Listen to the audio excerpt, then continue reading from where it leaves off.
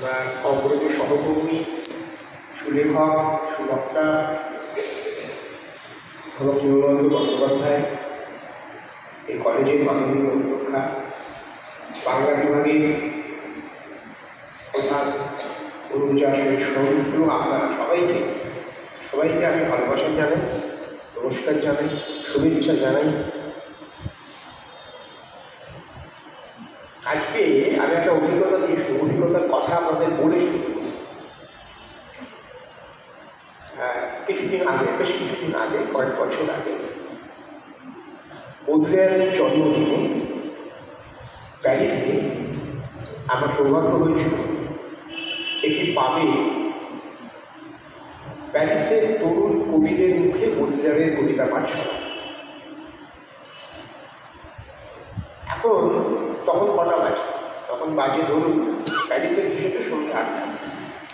ওই পাবটার বৈশিষ্ট্য হচ্ছে এটাই যে সেখানে 8টা পর্যন্ত খাওয়া দাওয়া চলে। 8টা পর্যন্ত খাওয়া দাওয়া চলে, 8টার পর থেকে খাওয়া দাওয়া বন্ধ করে সবাই কবিতা পড়তে শুরু করে এবং একটা বড় হল, পুরো একটা মাথার উপরে আলো জ্বলছে, তার নিচে বসে এক একজন কবি বৌদ্ধের কবিতা পড়ছে। এই অভিজ্ঞতা আমার কলকাতাতেও হয়। এটি খাবারের দোকানে মধ্যরাত্রে প্রায় গোটা রাত জুড়ে যখন বাইরে প্যারিস ফুটছে, তখন বাচ্চা ছেলেমেয়েরা বৌদ্ধের কবিতা পড়ছে। তাকে জিজ্ঞেস করেছিলাম, একদম বাচ্চা একটা মেয়ে, তার সঙ্গে এখন যোগাযোগ আছে, তাকে জিজ্ঞেস করেছিলাম যে বৌদ্ধের কবিতা তোমরা কেন পড়ছো? তুমি তো নিজে কবিতা না পড়েছো, আমি লিখি না, কিন্তু আমার কবিতা পড়তে ভালো লাগে। তাহলে কেন কবিতার কেন তোমার ভালো লাগে? যদি জিজ্ঞেস করা হয় তুমি কি বলতে পারবে? এটা আপনারা সবাই জানেন যে কবিতা কেন ভালো লাগে, অনেক সময় আমি বলতে পারি না বলাটাই স্বাভাবিক, না বলতে পারাটাই স্বাভাবিক। তো সে আমায় বলেছিল যে বৌদ্ধের কবিতার মধ্যে যে প্রত্যাহারের সাধনা আছে, যে অন্তকারের শুশ্রূষা আছে, সেই সাধনা এবং সেই শুশ্রূষার জন্যই সে বৌদ্ধের কবিতা করে। এই একটা প্রথম সূত্র, কেন আমি কথাটা বললাম, জীবনানন্দের কবিতা প্রসঙ্গে যে সূত্রটি কাজে লাগবে। দ্বিতীয়ত হচ্ছে সেই প্যারিসে সেই পাবে অনেক পত্রপত্রিকা ছিল, অনেক বই ছিল। তা আমি বইগুলো যখন দেখছিলাম তখন সেই প্যারিসে পাবের যিনি কর্ত্রী, তিনি আমাকে বললেন, আপনি কি করছেন? তারা কলকাতা বা ভারতবর্ষের কোনো কবি নাম, কোনো পত্রিকা বা বই কি পাওয়া যাবে? সবই তো ফরাসি ভাষা। বলে হ্যাঁ আছে, তার দাস, একজন দাস আছেন, দাস, তার আমি বের করে দিচ্ছি। আমি বললাম কি দাস? জীবনানন্দ দাস? বলে দাস আছে, আমি আপনাকে বের করে দিচ্ছি। তার বলে তারপর তিনি আমাকে একটি পত্রিকা বার করে দিলেন। কতগুলো পত্র পত্রিকার মধ্যে জীবনানন্দ দাসের একটি কবিতার বইয়ে ফরাসি অনুবাদ ছিল, রবীন্দ্রনাথের ছিল, জীবনানন্দের ছিল। আজকের আলোচনা সূত্রে একটি তথ্য জানা যাবে এই জন্য যে প্রত্যাহারের কথা, যে নৈর্ব্যক্তিকতার কথা ওই বাচ্চা মেয়েটি, খুবই খুশি মেয়ে, পড়াশোনা করে সরকার ইউনিভার্সিটিতে, সে যে প্রত্যাহারের কথা সে বলেছিল, সেই প্রত্যাহারের সাধনাই ছিল, সেই নৈর্ব্যক্তিকতার সাধনাই ছিল জীবনানন্দ এবং তার সময়ের সমস্ত কবিদের সাধনা। যে জন্যই তারা রবীন্দ্রনাথের পথে বাংলা কবিতায় নতুন একটি সময়কে তৈরি করতে পেরেছিল। তা আমি আপনাদের বলি যে সময়ে জীবনানন্দ লিখতে এলেন, তার আগে, ঠিক তার অত্যন্ত আগে যারা লিখেছেন বাংলা কবিতায়, যাদেরকে রবীন্দ্রনাথ এবং 30-এর কবিদের মধ্যবর্তী পর্যায়ে যাদেরকে বুদ্ধদেব বসুর অসামান্য লেখায় সত্যেন্দ্র পশ্চিম কবি হিসেবে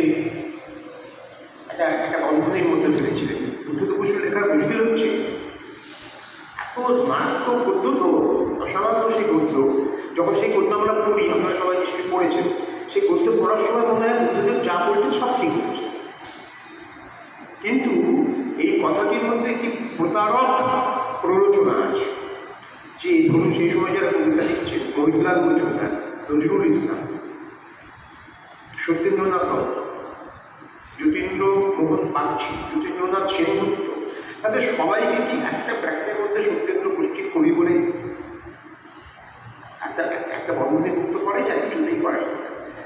প্রত্যেকের আলাদা আলাদা বৈশিষ্ট্য ছিল। সেই বৈশিষ্ট্যগুলোর মধ্যে হতেই পারে এত বড় কোনো ক্ষমতা ছিল না যে ক্ষমতা দিয়ে তারা একটা নতুন যুগ তৈরি করতে পারে। রবীন্দ্রনাথের পরে যার জন্য আমরা অপেক্ষা করতে হয়েছিল জীবনানন্দ দাশ এবং তারপর তার সময় কিন্তু এদের প্রত্যেকেরই নিজস্ব বৈশিষ্ট্য ছিল, যে বৈশিষ্ট্যের কথা জীবনানন্দ এবং তার সময়ের সমস্ত কবিরা স্বীকার করেছিলেন।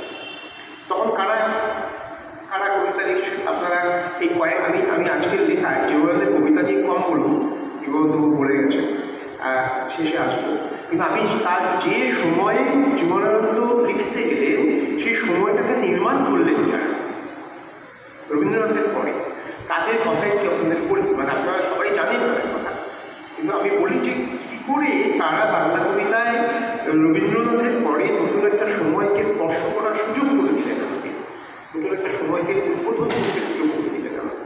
যে সময়ে তারা লিখছেন, ধরুন মানে এটা একেবারেই অসম্ভব একটি কথা যে তাদেরকে সত্যেন্দ্র গোষ্ঠীর কবি বলা যায় না। মহিলার সম্পর্কে, মহিলার মজুমদার সম্পর্কে বলেছিলেন আমাদের সেই সময়ে অজিত কুমার সেনগুপ্ত, যাকে আমরা এখন আর যার কবিতা অতটা পড়া হয় না, তিনি বলেছিলেন যে আমরা মহিলাকে আধুনিকতার পুরোধা মনে করতাম। যে আধুনিকতার সূচনা, আধুনিক শব্দটা নিয়ে অনেক বিতর্ক আছে, তাদের অপকল্পনা আছে, কিন্তু আমি আলোচনা সুবিধের জন্য বলি যে মানে রবীন্দ্রনাথের পরে যে সময়টা তৈরি হলো সেই সময়টার পুরোধা মনে করতাম মহিলা, বলছেন অচিন্ত কুমার সেনগুপ্ত। তার মানে সেই সময়টাকে তৈরি করে দিচ্ছিলেন মহিলার মজুমদারেরা, নজরুল ইসলামেরা, সত্যেন্দ্রনাথ দত্তেরা, এমনকি যতীন্দ্রনাথ সেনগুপ্ত, যতীন্দ্রমোহন বাগচিও তার মতো করে কিছু কিছু করে।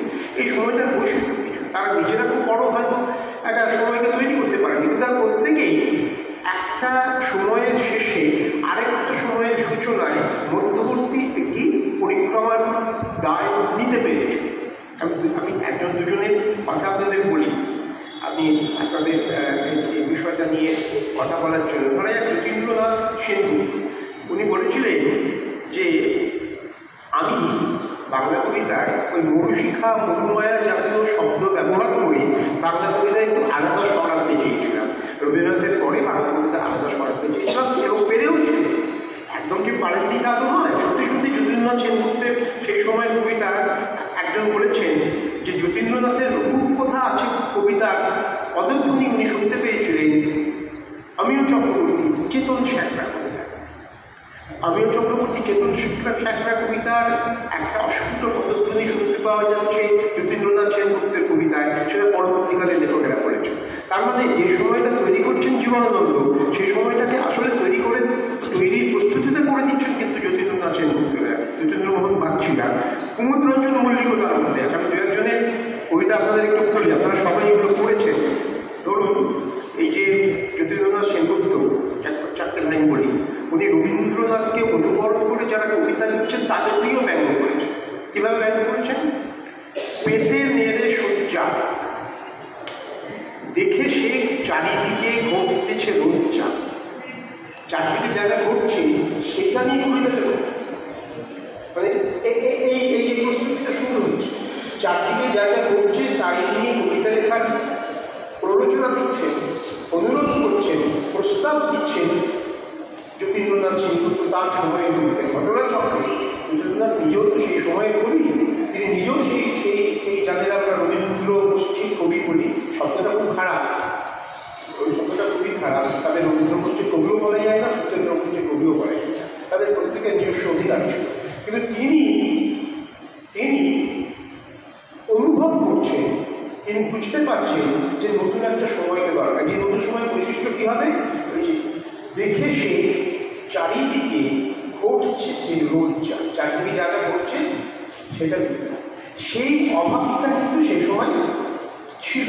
আপনারা সবাই জানেন যে রবীন্দ্রনাথের সারা জীবনের কবিতায় তার সময়ের অনেক স্পন্দন ধরা পড়েছে ঠিকই, কিন্তু শেষের দিকে বোঝা যাচ্ছিল রবীন্দ্রনাথের কবিতা পর্বের, কবিতা চর্চার শেষ পর্বে বোঝা যাচ্ছিল যে কোনো কিছুর একটা অপেক্ষা তৈরি হচ্ছে, কোনো কিছুর জন্য একটা অভাব বোধ তৈরি হচ্ছে সময় সমাজে কবিতা চর্চা। যে অভাববোধকে পূরণ করার জন্যে একটা আগমন, একটা প্রতিষ্ঠা, একটা পদধ্বনি দরকার ছিল। আপনারা সবাই জানেন বার্নার্ড শ শেক্সপিয়ারের রচনা নিয়ে আলোচনার সূত্রে একবার বলেছিলেন যে প্রত্যেকটা যুগে উৎকর্ষের একটা সীমা থাকে এবং সময় কখনো না কখনো সেই সীমা স্পর্শ করে। রবীন্দ্রনাথের সময়ে সেই সীমা স্পর্শ করার গান নিয়েছিলেন রবীন্দ্রনাথ নিজে, কিন্তু এরপরে আরেকটা সময় তো তৈরি হয়ে গেছে। সেই সময় কারা, সেই সময়ের উৎকর্ষের একটা তো সীমা তৈরি হওয়া উচিত, যে কোনো যুগেই তৈরি হওয়া উচিত।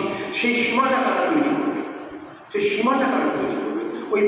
ওই প্রস্তুতি পর্বের যে লেখকেরা তারা সেই সীমা রচনার প্রাথমিক দায়টুকু ব্যক্তিগতভাবে প্রত্যেকে আলাদা আলাদাভাবে গ্রহণ করেছিলেন এবং সেই দায় পালনের সামাজিক প্রস্তুতি শুরু করে দিয়েছিলেন তারা। এই যে প্রহ্লাদ চন্দ্রনাথ বলছেন চারদিকে যা ঘটছে তার কথা আমাদের লেখায়, আমাদের কবিতায় আসা দরকার। নজরুল ইসলাম সম্পর্কে জীবনানন্দের একটা খুব মারাত্মক কথা আছে। উনি বলছিলেন যে নজরুলের কবিতা মানবতীর্ণ নয়। মুশকিল হচ্ছে মানে এই মান নিয়ে না একটা কবিতার মান কখন উত্তীর্ণ হবে কখন উত্তীর্ণ হবে না, এটা বিচার করা খুব মুশকিল। মানে কোনটা মান, একটা কবিতার কোন মানটা স্পর্শ করলে তাকে বলা যেতে পারে সে উত্তীর্ণ হয়েছে এবং না স্পর্শ করলে বলা যেতে পারে সেটা হয়নি। সেই দায়টা সেই সময় নিতে পারে, সেই দায়টা নেয় আরো 50 বছর পরে, আরো 100 বছরের পরের যে সময়, পরের যে পাঠক, পরের যে লেখক, তার ওই সময়ে নজরুলের কবিতা আমার নিজের বিবেচনায় যে কবিতা লিখেছেন জীবনানন্দ, যে কবিতা লিখেছেন কৃষ্ণদেব, সুধীন্দ্রনাথ দত্ত, বুদ্ধদেব বসু, সুভাষ মুখোপাধ্যায়, সমস্যা, সেই কবিতা চর্চার সবচেয়ে সার্থক প্রস্তুতি পর্বে সফল রূপকার হচ্ছে নজরুল ইসলাম। আপনারা মুশকিল হচ্ছে নজরুলের যে কবিতাগুলো সবচেয়ে বেশি পাঠ্য, নজরুলের যে কবিতাগুলো সবচেয়ে বেশি প্রচারিত, যে কবিতাগুলো আমাদের সবচেয়ে জানা, সেই কবিতাগুলো দিয়ে কিন্তু নজরুলকে পুরোপুরি চেনা যায়। নজরুলের যে কবিতাগুলোর জন্য নজরুলের যোগ, নজরুলের শক্তি, নজরুলের প্রভাব, দাপট, সেই কবিতাগুলো তুলনায় কম পড়া, এবং নানা ভাষার শব্দ ব্যবহার করে কবিতা চর্চার যে মৌলিক নজির তৈরি করে গেছেন নজরুল, সেটা কিন্তু বুদ্ধদেব বসু বা জীবনানন্দ দাশের পর্বের কবিরা যে সক্ষমতার পরিচয় দিচ্ছেন তার চেয়ে কম নয়। আমি একটা কবিতার ছোট্ট একটা 4টে লাইন বলি আপনাদের, যে এই কবিতার মধ্যে যে মন কাজ করছে, যে দার্ঢ্য কাজ করছে, যে অধিকার কাজ করছে, সেই অধিকার কিন্তু তার পরের পর্বে কবিরা বাংলা কবিতায় গান করেছেন বলেই নতুন সময় তৈরি হয়েছিল। আপনারা সবাই পড়েছেন এই কবিতা, সবাই পড়েছেন। তোমার একবার আমি মনে করি যে কতটা জোর থাকলে, শব্দ ব্যবহারে কতটা সক্ষম হলে এইরকম কবিতা ওই সময় লেখা যায়, যখন রবীন্দ্রনাথ তখনও জীবিত, যখন রবীন্দ্রনাথ কবিতা চর্চা প্রবলভাবে চলছে। ঋতুর খাঞ্চ ভরিয়া এরকি ধরনের সৌগাত, নবীন ধানের অগ্রাণে আজ লাগুল বাত।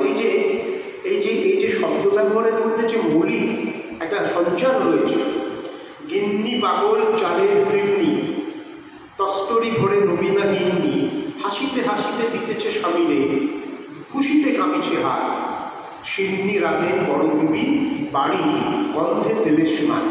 এইরকম শব্দ ব্যবহার ওই সময় কল্পনা করা ছিল অসম্ভব ব্যাপার। রবীন্দ্রনাথের কবিতা চর্চার সুবর্ণ সময়ে ওই রকম শব্দ ব্যবহার করে বাংলা কবিতার সীমা প্রায় অসীম করে দেওয়া, সীমা বাড়িয়ে দেওয়া, এই ক্ষমতা কিন্তু সেই সময় কারোরই ছিল না। যে ক্ষমতার জন্য নজরুল পরবর্তী বুদ্ধদেব, জীবনানন্দ, বিষ্ণুদেব, সুধীন্দ্রনাথ দত্তদের আমরা গ্রহণ করেছি, কামনা করেছি, প্রার্থনা করেছি এবং প্রতিষ্ঠিত করেছি, সেই শক্তি, সেই যোগ, সেই ক্ষমতা কিন্তু নজরুলের এই কবিতাগুলোর মধ্যে ছিল।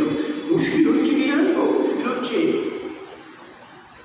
নজরুল এমন একটা প্রবণতার কবি যার ওই 100টা কবিতা নিয়ে সংকলন হলে আমাদের পক্ষে মুশকিল হয়। যার এই 5টা বা 10টা বা 15টা বা কবিতা যদি একসঙ্গে পাওয়া যায়, তাহলে তার কবি প্রতিভার প্রতি আমাদের সুবিচার করা সম্ভব হয়।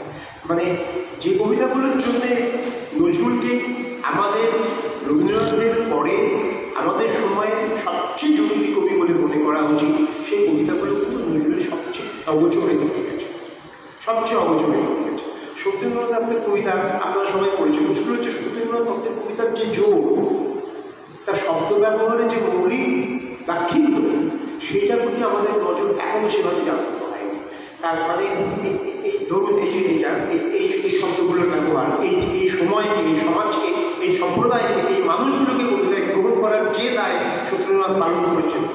রূপ সূক্ষ্ম তাকে ফুল যে ফোটায়, পাটালির খায় বসন, কর্ণি ছেনি হাতুড়ি চালায়, তুরকুন মাকু বাঁশ ফুল, প্রত্যেকটা শব্দ সচেতন দ্বারা ব্যবহার করেছে।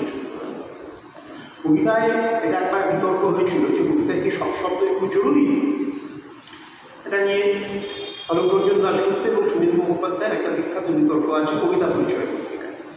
একজন বলেছিলেন, একজন অলকরঞ্জন, শঙ্খ ঘোষের একটা কবিতা প্রত্যেকটা শব্দের অ্যালিগরিক্যাল একটা অর্থ ধরে ধরে বিচার করছে। সুনীল মুখোপাধ্যায় লিখেছেন, আমি বিশ্বাস করি, লিখেছিলেন যে কবিতায় এমন অনেক শব্দ থাকতেই পারে যে শব্দগুলো সেই কবিতাটির সামগ্রিক লক্ষ্যের কাছে সমর্পিত হয়, সে শব্দগুলো উপেক্ষা করলেও চলে, কিন্তু প্রত্যেকটা শব্দ ধরে ধরে মানে বের করে কবিতা পড়ার যে অভ্যেস, সেই অভ্যেস কিন্তু কবিতার কাছে আমাদের ভূমিকাটা পৌঁছে দেয়, বরং ঘুরে নিয়ে চলে যায়। কিন্তু প্রত্যেকটি শব্দই কিন্তু সেই কবিতার গঠনের জন্য প্রত্যেকটি শব্দের নিজস্ব দান রয়েছে সেই কবিতাটির উৎকর্ষের জন্য।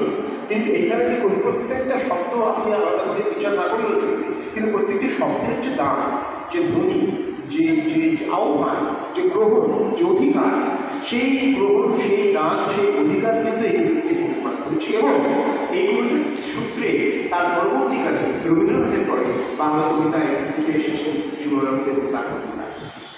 এখন মুশকিল হচ্ছে জীবনানন্দ এবং তার বন্ধুরা বলাটাও খুব খারাপ কথা এই জন্যে যে জীবনানন্দ তার বন্ধুরা বলতে বোঝায় যে প্রথম এবং প্রধান জীবনানন্দ, তার বাকিরা হয়তো বন্ধু, একেবারেই নয়। আপনারা মানে যারা কবিতা পড়ে তারা জীবনানন্দের সময়ের যে কবিরা তাদের কবিতা নিশ্চয়ই পড়েছে, তারা জানেন যে অমিয় চক্রবর্তীর মতো ওই রকম ঘর কৌণিক উজ্জ্বল কবিতা সেই সময়ে তার সময়ের মধ্যে, তার বন্ধুদের মধ্যে আর কেউ লিখতে পারে। আমি অমিয় চক্রবর্তীর কবিতার জন্য একটা লাইনও পড়ব। জীবনানন্দ বাংলা কবিতায় গৃহীত হয়েছে একাধিক কারণে, কিন্তু অমিয় চক্রবর্তী কবিতা আমার নিজের বিবেচনায় এই মুহূর্তের যে বাংলা কবিতা, এই মুহূর্তের বাংলা কবিতা সবচেয়ে বেশি দিন জীবনানন্দের কাছে নয়, সবচেয়ে বেশি দিন অমিয় চক্রবর্তীর কাছে। তার কারণ হচ্ছে একটা কবিতার ভেতরে ভেতরে যে বিপর্যয় থাকে, একটা কবিতার ভেতরে ভেতরে যে অনাস্থা, একটা কবিতার ভেতরে ভেতরে যে প্রত্যাহার থাকে, তাই না, যে সর্বনাশ থাকে, যে অপকরণ থাকে, তার আমাদের সময়ের কবিতা সেই বৈশিষ্ট্য পরিচয়ে সবচেয়ে বেশি লেগে গেছে অমিয় চক্রবর্তীর কবিতার কাছে। ফলে জীবনানন্দের বন্ধুরা বলতে আমরা তার সময়ের অন্য কবিদের প্রতি আমাদের একটু তাচ্ছিল্যের যে ভঙ্গিটিকে গ্রহণ করি, সেটা কিন্তু আমাদের বাংলা কবিতার পাঠক হিসেবে আমাদের প্রতি করি। যে কারণে উপস্থিত কবি বললে অনুরঞ্জন, নজরুল, ভোজলাল, তাদেরকে এক অর্থে অপমান করা হয়। সেই জন্য জীবনানন্দের বন্ধুরা আমাদের আসলে কালকে আমি একটা লেখা করছিলাম, আজকে এখানে বলার জন্য গল্প বলে, সেই লেখার মধ্যে বারবার লেখা হচ্ছে জীবনানন্দের বন্ধুরা, জীবনানন্দের সময়ের কবিরা, জীবনানন্দের বলের কবিরা। এই কথাটি আসলে কবিতা চর্চায় আমাদের ভাবনার যে সীমা, সে সীমাকে আসলে বুঝিয়ে দেয় যে একটা বন্ধনের মধ্যে, একটা গোষ্ঠীর মধ্যে সবাইকে না পারলে আমাদের আলোচনার অসুবিধা হয়।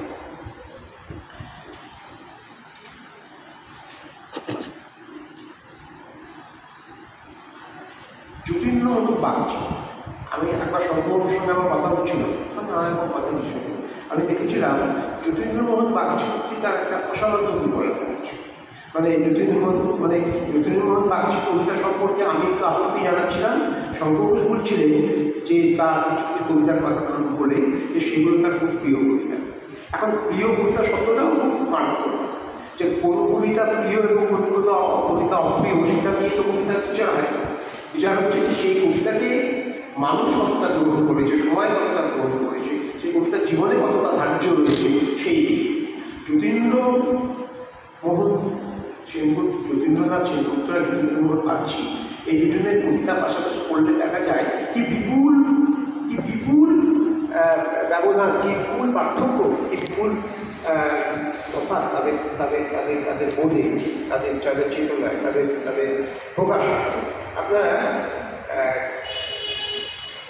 তাৎপর্যপূর্ণ একটা কবিতা বলছি, আপনারা যতীন্দ্রমোহন বাগচি রবীন্দ্রনাথ রবীন্দ্রনাথকে তারা সচেতনভাবেই গ্রহণ করেছিলেন, সচেতনভাবেই তার উপর নির্ভর করেছিলেন, তার প্রমাণ এই চারটে নাই। দেখুন, বসেছিলেন পায়ের কাছে, ভেবেছিলাম মনে একটা কিছু চেয়ে নেব সেবার আরাধনে। তার পায়ের কাছে বসেছিলাম, রবীন্দ্রনাথের পায়ের কাছে। আর সবারই পূজার শেষে বলেছিলেন ঈশ্বর এসে, কবি তুমি বলো তোমার কিসের নিবেদন। বলেছিলাম পাই যেন এই সঙ্গ সারাক্ষণ।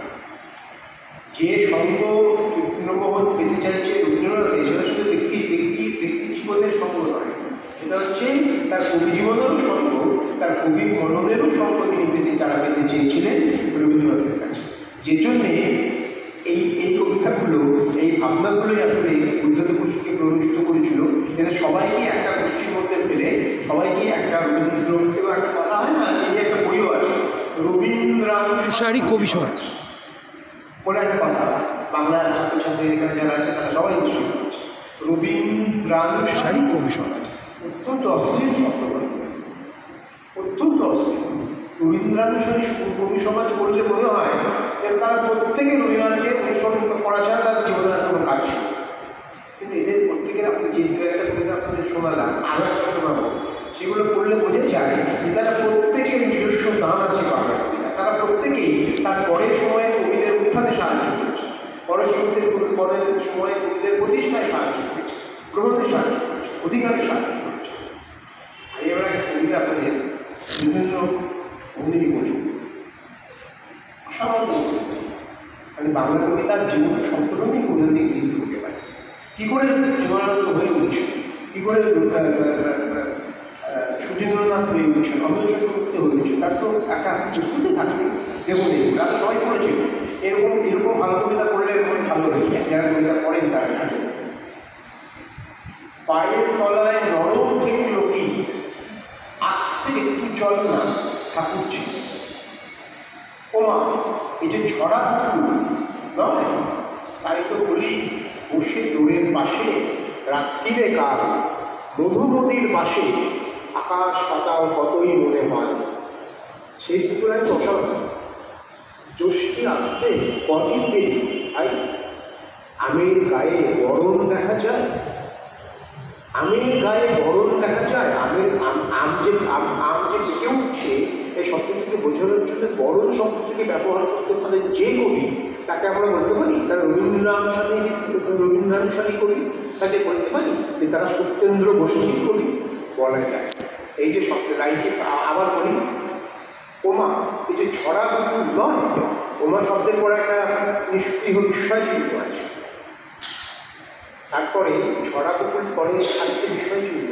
এই বিষয় চিহ্ন আমাদের বিষয় জানানো হচ্ছে, আমাদের আহ্লাদ জানানো হচ্ছে, আমাদের আনন্দ জানানো হচ্ছে, আমাদের কামনা জানানো হচ্ছে,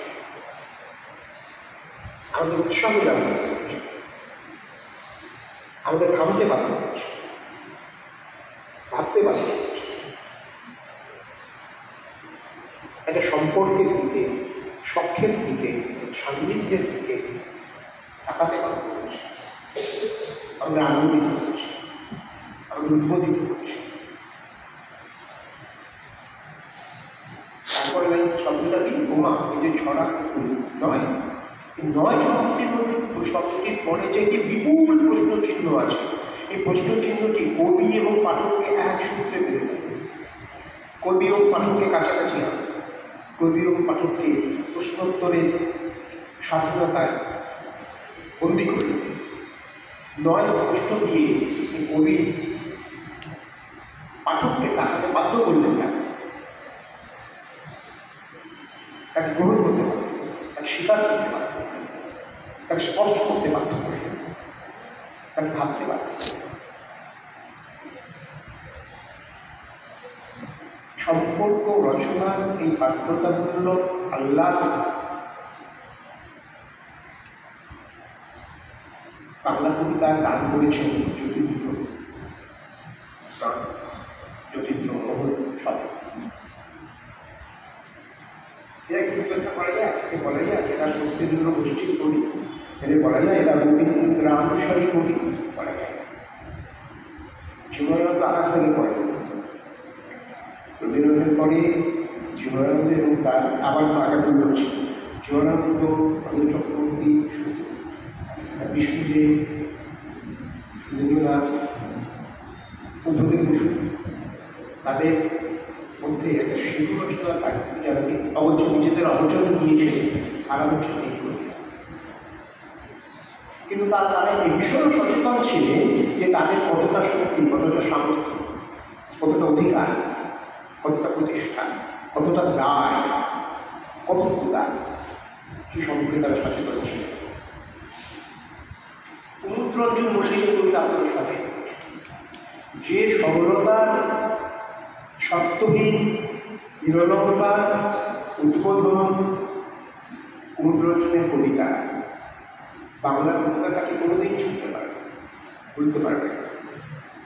আপনারা সবাই পড়েছেন এই কবিতাটা বা এই বড়দের কবিতা। বাড়ি আমার আনন্দ ভরা অজয় নদীর বাঁকে, জল যেখানে আদর ভরে স্থলকে ঘিরে রাখে। এদেরকে বলা যায় এরা রবীন্দ্রানুসারী কবি, বলা যায় এরা শক্তিদুর্গ গোষ্ঠীর কবি, বলা যায়। আমরা বাংলা ভাষায় কিছু ভুল উচ্চারণকে নিভাবে না ভেবে গ্রহণ করার ফলে কত কবিদের প্রতি আমরা অবিচার করছি। জল যেখানে আদর করে স্থলকে ঘিরে রাখে, কবিতা যদি কবিতা দেওয়া হয় তাহলে কি পাবে? সামনে ধূসর বেলা, চঞ্চলের বেলা, সুদূর গ্রামের ঘর দেখা যায় তরুলতার ফাঁকে। উদ্ধত পুরুষ একবার রবীন্দ্রনাথের একটা কবিতার লাইন উল্লেখ করে বলেছেন যে এটা যদি কবিতা না হয় তাহলে কি কবিতা? ওপারেতে বৃষ্টি হলো ঝাপসা গাছপালা। এই লাইনের মধ্যে কি আছে? কিছুই তো নেই। একটা নদীর উপরে বৃষ্টি হচ্ছে, গাছপালা ঝাপসা হয়ে গেছে। এই দৃশ্যের যে সম্পদ, এই দৃশ্যের যে লাবণ্য, দৃশ্যের যে শক্তি, দৃশ্যের যে সঞ্চয়, দৃশ্যের যে অধিকার, দৃশ্যের যে দাম, দৃশ্যের যে মাধুর্য, এত কবিতা ইচ্ছে বেশি কিছু দেয় না, আর একটু বেশি কিছু দেয় না। সুতরাং ওপারেতে বৃষ্টি হচ্ছে ঝাপসা গাছপালা বলার মধ্যে যে কবিতা, সেই কবিতাই কুমুদরঞ্জনের কবিতা, সেই কবিতাই আরো অনেকের কবিতা, সেই কবিতাই আমাদের কবিতা, সেই কবিতাই বাংলা ভাষার কবিতা। সেই জন্যে এই যে বলছে আপনার গ্রীষ্মের কথাই যখন উঠল, আরো কয়েকটা গ্রীষ্মের কথা আমি এই কবিতা শুনতে আপনাদের বলি। ঠিক দুপুরে বাতাস থেকে নাচে জলের ঢেউ, আমি দেখি আপন বলে আর দেখে না কেউ। জেলেরা দেয় মাছ, রাখায় গোয়াল মাছ, নীরব আকাশ মুখর ঘরে সমস্ত চিলের গান। বাংলা কবিতার ভাষা তৈরি করছে নতুন করে, সেই ভাষা তৈরি করার দায়িত্ব হচ্ছে কুমুদরঞ্জন মল্লিকের, সেই ভাষা তৈরি করার দায়িত্ব নিচ্ছে জ্যোতির্বিদ কালিদাস রায়। এই কালিদাস রায় এসে আমি এই বর্ণনা শেষ করব। কালিদাস রায় কবিতা লিখেছিলেন, যে কবিতাটি বুঝিয়ে দিচ্ছে তাদের দান সম্পর্কে, তাদের প্রতিষ্ঠা সম্পর্কে, তাদের অধিকার সম্পর্কে, তাদের গ্রহণ সম্পর্কে, তাদের অবস্থান সম্পর্কে তারা কতটা সচেতন ছিল, কতটা সচেতন ছিল। কালিদাস রায় লিখছেন, দেখুন নিজেদের অবস্থান সম্পর্কে, নিজেদের কতটুকু তাদের ক্ষমতা সেই সম্পর্কে সচেতন ছিলেন। বলছেন, বিদায় নিল রূপসী শিউলি জড়িয়ে মনে, বিদায় নিল সজল চোখে 9 বছরের মনে, বিদায় নিল কাঁচ পোকা টিপ নয়নে কাজল, নাস্তি হতে নোলমতি চরণ হতে মন, বিদায় নিল লাল পেরে আধ ভোগটা কি মধু, সরল সভয় তরল চোখের চাউনি সুমধু। এরপরে দুটো লেখা, যে কারণে কথাটা বলছি, সুবাস করা টেক্কা খোপার চারুণ চিকন ছবি। এইবার কি বলছে, তাদের সাথে বিদায় নিল কবি। কোন কবি বিদায় নিচ্ছেন? রবীন্দ্রনাথের সময় যে কবিদের কথা যখন বললাম তারা বিদায় নিচ্ছে। কেন বিদায় নিচ্ছেন? এই দৃশ্যগুলো আসলে সেই সময় সমাজ থেকে আস্তে আস্তে অপ্রাসঙ্গিক হয়ে যাচ্ছে। কি প্রাসঙ্গিক হচ্ছে সেটা বলছি এক্ষুনি বলছি। তার আগে বলি, এই যে বলছেন না, ধনপতি সাধুর পায়ের উদ্ধত দাপট ভেঙে দিল খুলল না মার চন্দ্রী পূজার ঘর। কি কি চলে যাচ্ছে? এই সময়টা চলে যাচ্ছে, বলে আমরা চলে যাচ্ছি। এই সময়টা বিদায় নিচ্ছে, আমরা বিদায় নিচ্ছি। নতুন সময় আসছে, নতুন যুগ আসছে। ধান তুলবার আশিস গেল, মায়ের হাতে ফোটা, হৃদ কমলে পাপড়ি ছড়ে রইল শুধু মোটা। যুগের এই লাইনটা, যুগের হাওয়া বদলে গেল, নিভিয়ে দিল ঝড়। কতটা সচেতন ছিলেন তারা নিজেদের অবস্থান সম্পর্কে। যে যুগটা চলে যাচ্ছে সেই যুগের সম্পর্কে তারা, নিজেদের অবস্থান সম্পর্কে তারা কতটা সচেতন দেখুন। যুগের হাওয়া বদলে গেল, নিভিয়ে দিল ঝড়, বঙ্গমাতার আঁচল আড়ে দীপ্তি মনোহর। এবার আবার বলছে, কবির যত পুঁজি পাটা বিদায় দিল সবই, তার সাথে বিদায় দিল কবি। বিদায় দিচ্ছেন, চলে যাচ্ছেন, যুগ শেষ হয়ে যাচ্ছে, নতুন যুগ আসছে। একটা যুগ বিদায় চলে যাচ্ছে, আরেকটা যুগ হচ্ছে। কেন আসছে তারা সবাই জানেন। বাংলা, দেশভাগ, সমস্ত পৃথিবীর মূল্যবোধকে ছিন্ন বিচ্ছিন্ন করে দিয়েছে। নতুন নতুন তত্ত্বের প্রসার হচ্ছে। নৃতত্ত্ব, জীবতত্ত্ব, গ্রহতত্ত্ব, অর্থনীতি, মনোবিদ্যা, সমস্ত বলয় থেকে নতুন নতুন আবিষ্কারে নতুন নতুন ধারণার খবর আসছে। ফলে আগের সময়, আগের যুগ, আগের মন, আগের মানসিকতা ধ্বংস হয়ে যাচ্ছে। নতুন একটা সময়কে আমাদের দরকার। সেই সময়কে আহ্বান করার জন্য, সেই সময়কে গ্রহণ করার জন্য, সেই সময়কে প্রতিষ্ঠিত করার জন্য, সেই সময়কে ধারণ করার জন্য। আর পুরোনো ভাষায় পুরোনো সময়ের কবিতা লেখা চলবে, লিখতে হবে নতুন সময়ের কবিতা। যে সময়ের কবিতা লেখার জন্য কালিদাস রায়রা বিদায় নিচ্ছেন এবং আসছেন নজরুল। আমি নজরুলকে এই সময় বলব, নজরুল, জীবনানন্দ, বুদ্ধদেব। বুদ্ধদেবের নামটা একটু আলাদা করা দরকার, কারণ আপনারা সবাই জানেন বুদ্ধদেব ছিলেন ঘোষিতভাবে একেবারে ব্যক্তিগত আরাধনার উপাসক। বলেছিলেন না, তাই পবিত্র যা ব্যক্তিগত। হ্যাঁ, কিন্তু সেটা তো হয় না। বুদ্ধদেব কবিতাও শুধু কখনোই শুধু ব্যক্তিগত অর্চনা, ব্যক্তিগত আরাধনা, ব্যক্তিগত প্রার্থনা ছিল না। কোনো লেখলে কোনো লেখাই তাই চলে না, কিন্তু উনি ঘোষিতভাবে ছিলেন ব্যক্তিগত উপাসনা, ব্যক্তির উপাসক, ব্যক্তিগত অনুভূতির সর্বস্ব প্রচারের উপাসক। কিন্তু জীবনানন্দ আসছে, বিষ্ণুদেব আসছে, বুদ্ধদেব বসু আসছে, সুধীন্দ্রনাথ আসছে, অমিয় চক্রবর্তী আসছে। অমিয় চক্রবর্তীর নামটা আমি বারবার বলছি এই জন্যে যে আমার নিজের বিবেচনায় অমিয় চক্রবর্তীর কবিতা আমাদের সময়ের কবিতা অমিয় চক্রবর্তীর কবিতার কাছে সবচেয়ে বেশি। জীবনানন্দের প্রভাব পড়েছে বাংলা কবিতা সবচেয়ে বেশি, কিন্তু অমিয় চক্রবর্তী কম পড়েনি। এই মুহূর্তে এখানে যদি কেউ বাংলা কবিতার চর্চার সঙ্গে যুক্ত থাকে, তিনি বুঝবেন যে আমাদের সময় কবিতার যে ভেতরের যে গতি, ভেতরের যে অনাস্থা, ভেতরের যে বিপর্যয়, ভেতরের যে অপহরণ, ভেতরের যে সমাধানহীনতা, যে ভাঙন, যে সন্ত্রাস, যে সর্বনাশ, তার ঋণ সবচেয়ে বেশি অনুযোগ। একটা কবিতার ছোট্ট লাইন বলি। এই কবিতা কবে লেখা? এই কবিতা আমাদের সময়ের মন নিয়ে সবচেয়ে স্পষ্টভাবে স্পর্শ করে। সমুদ্র, কবিতার নাম সমুদ্র। নীল কল, লক্ষ লক্ষ চাকা, মরচে পড়া, শব্দের ফিরে পুরনো ফ্যাক্টরি করে। এই কবিতার ভাষা সেই সময় যেমন ছিল, এখন নিযুত মজুরি খাটে পৃথিবীকে, পানি বানায়, গ্রাস করে মাটি, ছেড়ে দেয়, দ্বীপ রাখে, দ্বীপ ভাঙে, পাহাড় প্রবালপুঞ্জ ঘর ঘর ঘোরায়। যে আবেগহীনতা, যে নিরাবেগ নির্লিপ্ত নৈবৃত্তিক উচ্চারণ এই কবিতার মধ্যে আছে।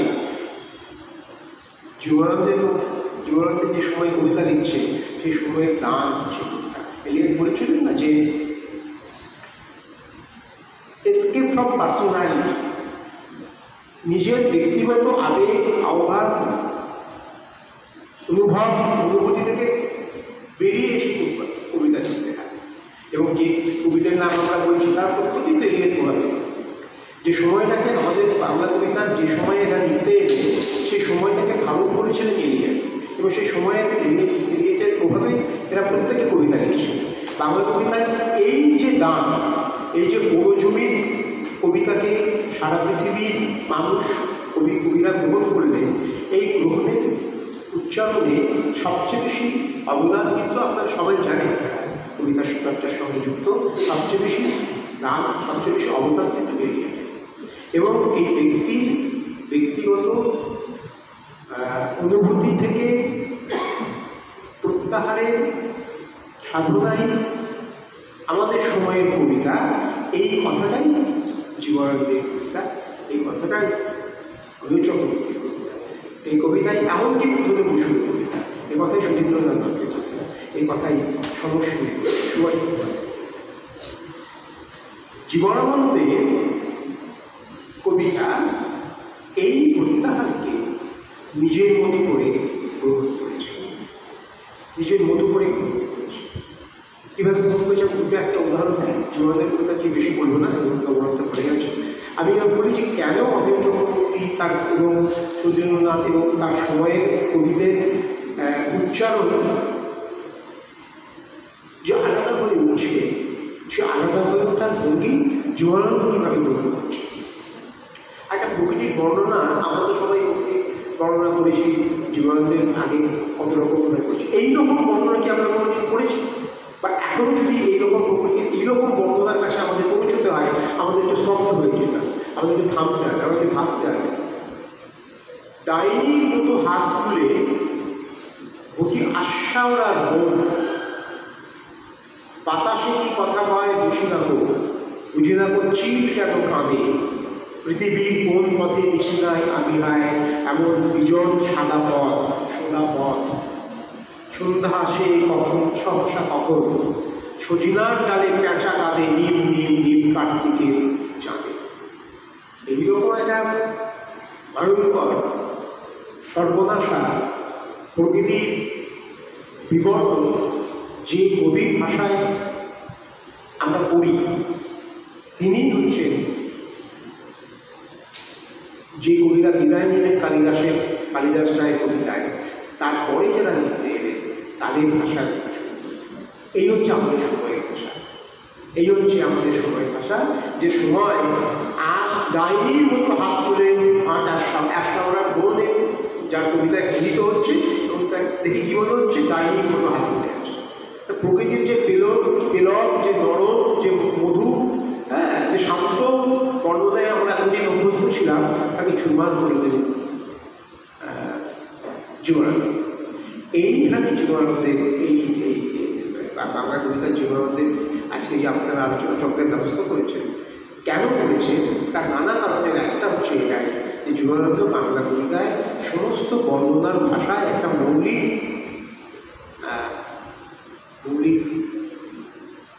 দৃষ্টি দান করেছে, দৃষ্টি দান করেছে।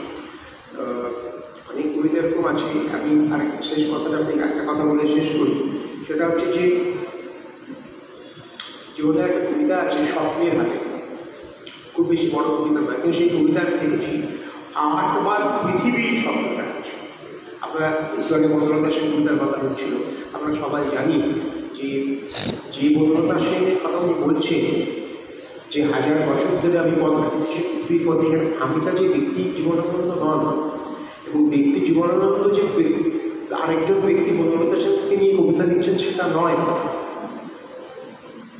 সেটা বুঝলেই আমরা টের পাবো যে 1000 বছরের মানুষের পথ চলার অভিজ্ঞতার একটা অনুবাদ চৌরানন্দের কবিতা, এবং 1000 বছর ধরে চলার একটা পরিণতি জীবনানন্দের এই উচ্চারণ। এখানে কোনো ব্যক্তি জীবনানন্দ বা ব্যক্তি বনলতা সেন নয়, এই পৃথিবীর পথে চলছে যে অভিজ্ঞতাময় মানুষ, যে অভিজ্ঞতা নিয়ে মানুষ চলছে, সেই অভিজ্ঞতার একটা অনুবাদ হচ্ছে এই কবিতা। এবং এই বনলতা সেন আরেকটি কবিতাতেও এই কথাটা আছে যে আজও আমি জানি না 1000 ব্যস্ত বছরের পর উড়ে গেছে বেবিলনে একা একা এমনই হতেছি আমি রাতের ভিতর। ফলে যে আমি, এটা শ্রেষ্ঠ কবিতার ভূমিকায় জীবনানন্দ বলেছিলেন না যে মহাবিশ্বলোকের বিশালতায় উৎসর্গিত ইতিহাস চেতনা, সেই ইতিহাস চেতনাকে জীবনানন্দ তার সময়কে নির্মাণ করেছে। যে জন্যে কালিদাস রায়ের বিদায়ের পর তাদের উত্থান এমন থাকে বাংলা কবিতায় নতুন যুগের ইশারা এসেছিল। আর অনেক কথা বলা যেত কবিতা নিয়ে, নিশ্চয়ই অনেকটা সময় নিয়ে নিয়েছি, মানে আপনাদের আর অধৈর্য করবো না, আপনাদের ধৈর্য আর কামন ধরাবো না বলে আপনাদের নমস্কার জানিয়ে আমার কথা শেষ করছি।